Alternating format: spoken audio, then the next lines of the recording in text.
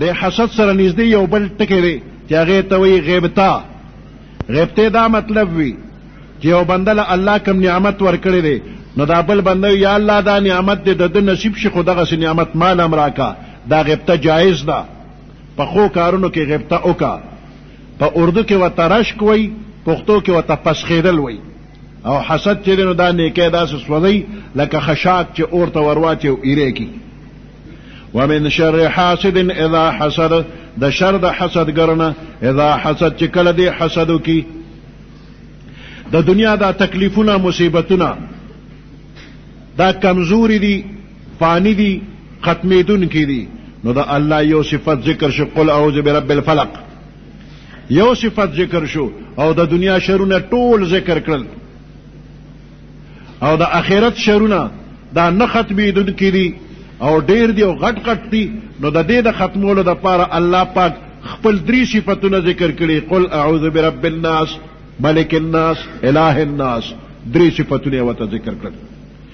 اول صورت کې د دنیایي آفاتونو د بچ کېدو طریقه او په دې دویم صورت کې د اخروي آفات و بلیاتونو د بچ کېدو طریقه تعلیم او تعویض دی. قل اعوذ برب الناس، او فرمایا پیغمبر علیہ السلام اعوذ پنانسم برب الناس، پر رب د خلکو، ملک الناس، بادشاہ د خلکو، الہ الناس، معبود د خلکو، من شر الوسواس الخناس، د شر د وسوسې اچون کی شیطان نه، الخناس چې پشا تختیدون کی دی، الذي يوسوس في صدور الناس، هغه شیطان چې وسوسې اچي فی صدور الناس پسینو د خلکو کې، پزلونو د خلکو کې، من الجنة والناس چې دی د جناتو نه دی او دی د انسانانو نه هم دی. ماشوم چې ماشوم وي او دی لاره کوڅه کې چېرته جګړه وکړي، څوک یې وهي، په کور کې وهي، نو د ده د پناه ځای کوم ځای وي؟ د مور غېږ له راشي را منډه کړي، هله مور یې فلانې مې وایي، نو مور یې غېږ کې ونیسي او پټې کړي. نو د پناه ځای مور، د مور غېږ. او چې کله دا ماشوم بیا زلمی شي او ته سره بیا څوک جنګ جګړه شروع کړي، نو د ده د پناه ځای بیا د مور غېږه نه ده. بیا نوجوان نوي رپورټ په پې وکړم، حکومت ته بیا راکاږم، نو حکومت ته یې راکاږي، بادشاہ ته رجوع کوي. او چې کله سړی بوډا شي بیا ورته څوک څه وایي، نو نه مور شته چې وله ورشي او نه دی حکومت له راتلو راتلو دی، بس وی الله ته بیا پرېږدم، نو الله ته رجوع کوي. دې ځای کې ترتیب ته وګوره. قل اعوذ برب الناس، او فرمائے پیغمبر علیہ السلام اعوذ پناہ نسم برب الناس، پر رب د خلکو. تے ناس نہ مراد دا ماشومان دی.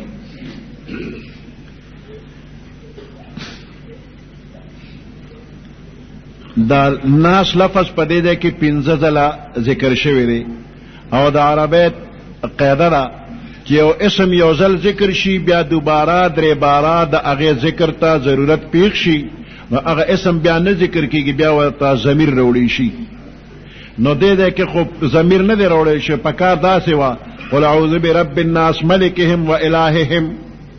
نو دا ناس راوړل بیا نو په کار ده، تکرار دی. د دې جواب یو دا دی چې دا مقام د مدح او د ثنا دی، مقام د دعا دی، په دې کې دا تکرار چې دا ښکلی ښکاري.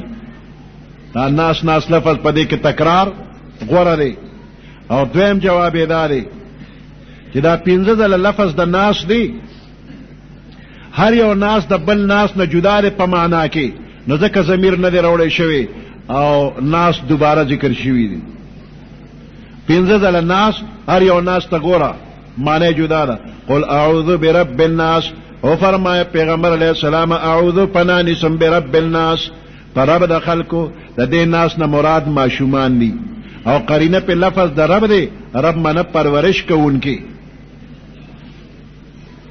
پالنه کوونکی، او ماشومان پرورش ته محتاج دي. نو برب الناس رب د ماشومانو خلکو، ملک الناس بادشاہ د خلکو. د دې ناس نه مراد نوجوانان دي او قرینه په دې باندې، دلیل په دې باندې ملک لفظ دی، بادشاہ حکومت کوي نو په ځوانانو یې کوي، نه په وړو کوي نه په زړو کوي. الہ الناس معبود د خلکو. د دې ناس نه مراد بوډاګان خلک دي او قرینه په دې باندې لفظ د الہ دی معبود. نو د بوډاګانو الله دا سړی چې بوډا شي او زامن یې زلمی د کاروبار لایق وي نو دا زامنو ته بابا ته کار مه کوه موږ زلمیو ارڅه کولی شو او ته مونځ او دس کوه تلاوت کوه الله الله کوه ذکر کوه عبادت کوه موږ ته دعا کوه ګورې د دنیا کار به نه کوې. که بابا چېرته په خطا د دنیا کار له لاس یوسي نو دا زامنو ته بابا ولې په خلکو شرمې دا خلک به سوی چې زلمي زامن یې شته دی اوس هم دا کارونه کوي. نو دا بوډاګان عبادت ته اوزګار دي. دا چا بچي دي الله نیکان کی چې دا خپل باباګان عبادت ته فارغ کی. نو د دې الہ الناس کې د ناس نه مراد بوډاګان خلق دي ځکه دوی عبادت ته فارغ دي. قرینه په لفظ د الہ. من شر الوسواس الخناس د شر د وسوسې اچونکي نه. وسواس د مبالغې صیغه ده. د سر نه خپو پورې ټول وسوسه دی. دې کې په معنا د موسوس دی. من شر الوسواس د شر د وسوسې اچونکي نه الخناس چې په شا تښتېدونکي دی. یو بزرګ الله ته سوال وکړ یا الله ما ته وښیه چې دا شیطان وسواس څنګه دی او خناس څنګه دی. وسوسه څنګه چې په شا تښتي څنګه. نو یو غافل انسان دا زړه په کشف باندې دی عالم ته بزرګ ته الله ښکاره کړ چې د زړه باندې دا شیطان داسې ناست دی لکه د ماشي او دا خلطه مې په دې وړه کې ورټومبلې دی لکه ډاکټر چې سیرنج د دارو ډک کی سر ته نیډلو لګی نیډل په رک کې ورټومبي او په قټه ګوته داسې په مزه زور ورکوي د نیډل په ذریعه دارو رک کې ټومبي. نو شیطان دا خپل خلطم لکه د نیډل په زړه کې ټومبلې دی. د خېټې دا بوجګې دی سیرنج دی او دننه د ګنده جراثیمو دارو نه ډک کړی دی او د خېټې له په مزه زور ورکوي او زړه ته دننه وسوسه ورچي. زړه غافل دی. دغه وخت کې د مسلمان غافل چغه کوي الله الله الله او چې الله الله شروع کړ د خپل نیډل دا خلطم په چک راکو لال په شو تختیدل. بزرګ وی پوه شو چې وسواس څنګه دی او خناس څنګه دی. دا شیطان وسواس او خناس دی. الذي يوسوس في صدور الناس هغه شیطان چې وسوسه اچي فی صدور الناس په سینو د خلکو کې د دې ناس نه مراد نیکان خلق دي. ځکه غل هغه ځای ته ورځي چې کوم ځای کې مال وي. شیطان هغه ځای ته ورځي کوم ځای چې ایمان او عمل صالح خزانه وي. نو د نیکانو خلکو په زړه کې ایمان او ښکلي اخلاق او عقیده هغې پسې شیطان ورځي. من الجنة والناس چې دې د پیریانو د نسل نه دی والناسو د انسانانو د نسل نه دی. برب الناس ملک الناس الہ الناس. دا رب یو معنی مالک هم دا. ملک الناس برب الناس مالک الناس بادشاہ مالک د خلکو دی. ملک الناس بادشاہ د خلکو دی. الہ الناس معبود د خلکو دی. درې صفتونه شو او دا هر یو صفت دې کې حفاظت پروت دی. داعی د حفاظت دی. مالک د خپل مملوک حفاظت کوي. برب الناس مالک د خلکو دی. مالک د خپل مملوک حفاظت کوي. تاسو د خپل پولی پټی مالکان یې حفاظت یې کوئ که نه کوئ. ملک الناس بادشاہ د خلکو. هر صحیح مسلمان د خپل قوم او د رعایا د حفاظت خیال ساتي. الہ الناس معبود د خلکو. معبود به د خپل عابد د حفاظت خیال ساتي. نو د دریو صفتونو کې حفاظت پروت دی. نو یو مسلمان دا عقیده لري چې څه کوي نو الله یې کوي. نو که شر رسی او که خیر رسی دا د الله په اراده دی. دا مسلمان چې د دنیا او د آخرت د تکلیف نه ځان بچ کوي نو خپل ځان د الله په حفاظت کې ورکی چې هغه مې مالک دی هغه مې بادشاہ دی هغه مې الہ دی. شیطان په دوه قسمه دی. من الجنة والناس د جناتو د پیریانو د نسل نم دی. والناس او د انسانانو د نسل نم دی. دا شیطان ابلیس کان من الجن ففسقا دی د جناتو نه دی. ففسقا نو نافرمان شو. نو د دې شیطان اولاد کم چې د شریعت مخالفی ناغه شیطانان دي او کم چې د خدای حکم اومني ناغه بیا عام پیری دی او شیطان نه دی. په پیریانو کې صحابه کرام هم شته پیغمبر علیہ السلام باندې ایمان راوړی دی. سورۃ جن وګوره، جنات د پیغمبر علیہ السلام صحابه کرام هم دي چې کم سم دي، او کم چې قرآن نه مني پیغمبر نه مني ناغه بیا شیطانان دي. دقه شانته انسانان چې کم انسان خدای او د خدای حکمونه مني، د خدای پیغمبر مني، دا مسلمان، او کم چې د الله حکمونه نه مني کافر وي، دا شیطان دی. نو دا جنی شیطان کدی در لراشي او وسوسه درته اچي، نو د دې تختولو لپاره طریقه دار چې وایي چې اعوذ بالله من الشیطان الرجیم، نو دې بدن لار شي. دا شیطان په اعوذ بالله باندې ولې تختی؟ مثال وایو، دوه ماشومان دی په جګړه شو، دا یو ماشوم زورور دی او دا بل کمزور دی، چې دوړه به خور نه غنه چې وا بابا را شما وای. نو دا زورور ماشوم یو خو بل خو کتلی سو کم نشته، منډه کړه لاړو تخته دی ولې منډه وای. دی په دې پويږي چې دا ماشوم خو مې د زور نه ده، خو کپلار یې راووت نو اوس به مې د بوسس خې کی، نو دی وتختی. ځکه داسې چاته आवाज وکړه چې په ما زورور دی، نو چې دا مسلمان وي اعوذ بالله من الشیطان الرجیم، شیطان پوه شي چې داسې ذات ته आवाज وکړه چې اوس زه د هغه د زور نه یم، نو دی ځکه تختی. نه که جنی شیطان د لراشي نعوذ بالله ورته ووایي نو تختی ده نه، او دا انسی شیطان چې د له مخې لراشي نو که اعوذ بالله وایي نو دی ناخوا کېږي. سورت یاسین وته نه ناخوا کی، دا ټول قرآن ته مخکې ناخوا کېږي، البته ټوپک تماچه راواله نو تختی، بیا هغې ته نه ودرېږي. نو دا انسی شیطان دومره خطرناک دی چې خدای په دا قرآن خلاص کړ، په دې قرآن ختم کړ. د دواړو شیطانانو نه ځان ساته، او د خدای په فضل باندې د شیطانانو نه خلاصېږي. دا پختانه خکلی مسلمانان دي، پختون قوم په دنیا کې خکلی مسلمان ایک نمبر مسلمان دی او ډیر غیرتی دی. وی د دې وجه دا ده چې دا دې ښه مسلمان دی، دې په خپلو عالمانو باندې عقیدتمند دی او اعتماد په خپلو عالمانو کړی دی، او د عالمانو تعاون د ده سره دی، نو دې خدای د شیطان نه بچ کړی دی او ایک نمبر مسلمان دی. وی دې شیطان په دې پښتنو باندې خپل تڼۍ اوشلولې، خو دوی خراب نه کړل. نو یو ځل دغه مشر شیطان ابلیس هغه د خپل بچی را جمع کړل او د هغوی سره سلا مشوره کوي چې بچو څه کار کې څه رکاوټ کوي نو ما ته ووایه چې څه سبق درته وښیمه، لږم نورم ماهر کمه، څه رکاوټ شته؟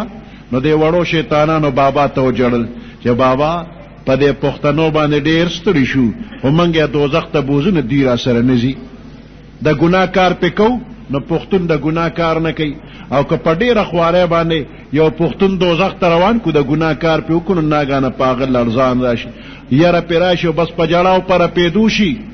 او ملا صاحب له منډه کې چې مولوي صاحب د ګناه کار مې کړی دی، فلانې کار مې وکړ، نو اوس به خدای ما معاف کړو که نه، توبه به څنګه وباسمه، او څه کفاره به وي، او که منځونه به کومه، او که خیرات به کومه، او څه چل به کومه، وړه باندې مې بوج دی. نو پښتون ملا صاحب ته په جړا شي او لړزان پې راشي چې ګناه مې کړې ده. وی دا ملا صاحب ورته وایي چې خیر دی خفه کېږه ما، په صدق باندې توبه وباسه، او کم بنده چې په صدق توبه وویستله الله پاک ورته ګناه معاف کوي، او التائب من الذنب کمن لا ذنب له، توبه ایستونکی د ګناه نه داسې پاک لکه چې ګناه یې کړې نه ده. نو موږ دوزخ ته روان کړي، ملا صاحب یې رانه خلاص کړي، بیا قدم نه اخلي. بابا پښتانه به دوزخ ته څنګه بوځو؟ چل راته وښیه. نو دا مشر شیطان د خپلو بچو ته وویلو، وی په قرآن باندې، په پیغمبر باندې او په الله باندې ډایرکټ اعتراض کدیو کنو دا پښتانه به د سپیرکې کې ختم بدی کین، دا کار به نه کوي. البته یو کار د تخیمه چې اجرا جماعت بیٹک هر ځای کې چې کینې څوک دنه تپوس کوي اومو که نه کوي هم په خپله خبره شوره کوه چې دا فلانی مولا خراب دی، فلانی مولا کې دا نقصان دی، فلانی مولا کې دا نقصان دی. نو دا مولیان بدنام کا، مشر شیطان وړو شیطانانو ته وی مولا بدنام کا. نو چې کله په معاشره کې مولا دې بدنام کو، نو بیا که دا پښتون ته د ګناه کار ته روان کې څو قدمه لاړ شي او ګناه وکړي، نو بیا دې ملا صاحب لخواله ځکه نه ورځي چې د خو ټوله ورځ ورپسې ډرامې کړي په ملا صاحب پسې، نو دې د ملا خواله نه ورځي، نو توبه نو باسي، نو د توبې توفیق ورته نه نصیب کېږي. نو بیا که ته یو پښتون روانه نو لسته به پخپله در سره روان شي، جلوس به دې درونی، بیا به دوزخ ته ډېر خلک روان کی. وی دا خبره د غټ شیطان وړو شیطانانو ته وکړله. نو علامه اقبال دا خبره واورېدله، هغه بیا په نظم کې وویله، وی افغانیوں کے غیرت دینی کا یہ علاج ملا کو ان کی کوہ دمن سے نکال دو، یہ فاقہ کش جو موت سے ڈرتے نہیں کبھی روحی محمد ان کے بدن سے نکال دو. علامہ اقبال وی افغانیوں کے غیرت دینی کا یہ علاج، دا پختنو دا دینی غیرت علاج دا دے ملا کو ان کی کوہ دمن سے نکال دو، دا ملا دا دوی دا منزوبہ سا بدنامے کا. وی ملا صاحب سا کار کرے دے، وی ملا صاحب دا پختنو پر رگ رگ کے و پدیزل کے دا پیغمبر علیہ السلام عشق و محبت اچولے دے. ملا صاحب وی جہاد لا تیار شا، پدے کے ډیر ثواب دے، جنت ته بلار شي. نو دا پختون په خپل ملا اعتماد کړی دی، نو دې فوراً د جهاد د پاره تیار شو. نو پختون پدې پوهیږي چې د جهاد کې لوګتن دم شتا، مورچه کې بناسم خوراک به نه را رسی، پدې کې مرګ هم شتا.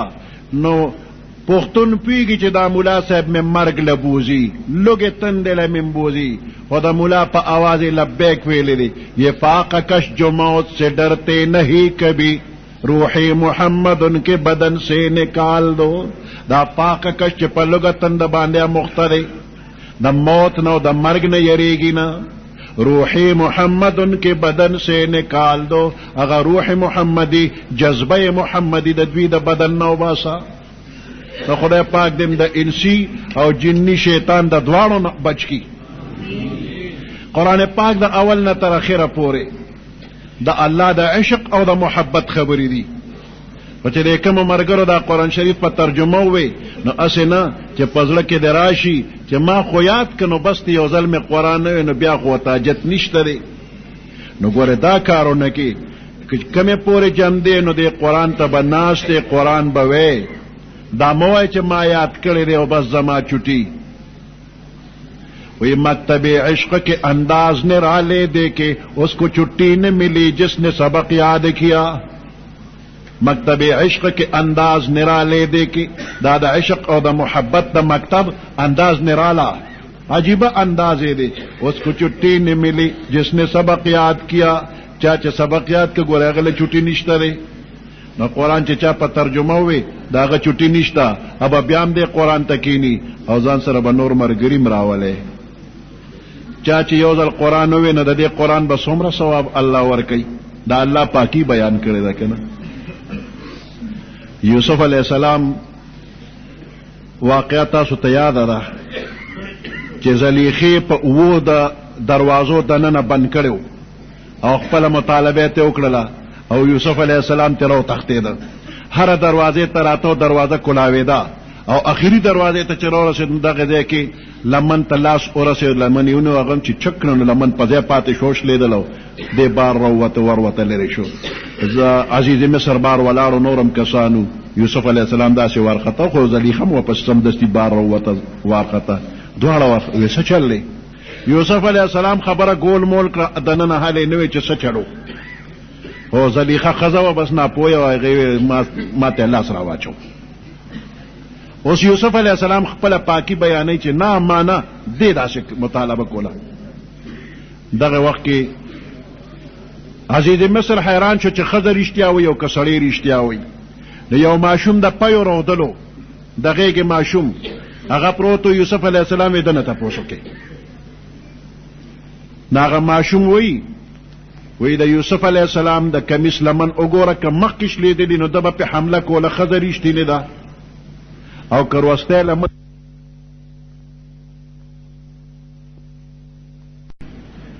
د حسد سره نږدې یو بل ټکی دی چې هغې ته وایي غبطہ. غبطې دا مطلب وي چې یو بنده له الله کوم نعمت ورکړی دی نو دا بل بنده وي یا الله دا نعمت دی د ده نصیب شي خو دغسې نعمت مال هم راکه.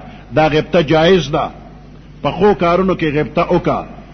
په اردو کې ورته رشک وی، پښتو کې ورته پسخېدل وی. او حسد چې دی نو دا نیکی داسې سوځئ لکه خشاک چې اور ته ورواچي او ایرې کي. ومن شر حاسد اذا حسد، د شر د حسدګر نه اذا حسد چې کله دی حسد وکي. د دنیا دا تکلیفونه مصیبتونه دا کمزوری دي، فانی دي، ختمیدونکي دي. نو دا الله یو صفت ذکر شو، قل اعوذ برب الفلق، یو صفت ذکر شو او د دنیا شرونه ټول ذکر کړل. او د آخرت شرونه دا نه ختمیدونکي دي او ډیر دی او غټ غټ دي. نو د دې د ختمولو دپاره الله پاک خپل 3 صفتونه ذکر کړي. قل اعوذ برب الناس، ملک الناس، الہ الناس. 3 صفتونه ورته ذکر کړل. اول صورت کې د دنیایي آفاتو نه د بچ کېدو طریقه، او په دې دویم صورت کې د اخروي آفات او بلیاتو نه د بچ کېدو طریقه، تعلیم او تعویذ دی. قل اعوذ برب الناس، او فرمایا پیغمبر علیہ السلام اعوذ پنانسم برب الناس، پر رب د خلکو، ملک الناس، بادشاہ د خلکو، الہ الناس، معبود د خلکو، من شر الوسواس الخناس، د شر د وسوسه اچون کی شیطان نه، الخناس چې پشا تختیدون کی دی، الذي يوسوس في صدور الناس، هغه شیطان چې وسوسه اچي فی صدور الناس، پسینو د خلکو کې، پزلونو د خلکو کې، من الجنة والناس، چې دی د جناتو نه دی او دی د انسانانو نه هم دی. ماشوم چې ماشوم وي او دی لاره کوڅه کې چته جګړه وکړي، څوک یې وهي، په کور کې وهي، نو د ده د پناه ځای کوم ځای وي؟ د مور غېږ له راشي را منډه کړي، هله مور یې فلانې مې وایي، نو مور یې غېږ کې ونیسي او پټې کړي. نو د پناه ځای مور، د مور غېږ.